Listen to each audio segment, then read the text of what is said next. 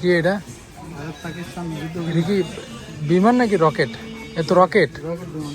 ও বাবা, এতে রকেটের চাকাও আছে। এটা হলো যাত্রীবাহী না? এই বেইমান নামে দিয়েছে। এখানে কি কি আছে? এটা কি? এটা ড্রেজার মেশিন। ডেজার নাকি বলে? এটা হচ্ছে ভিকো।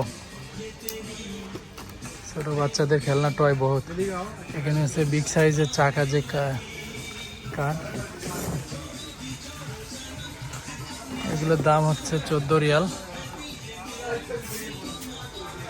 এটার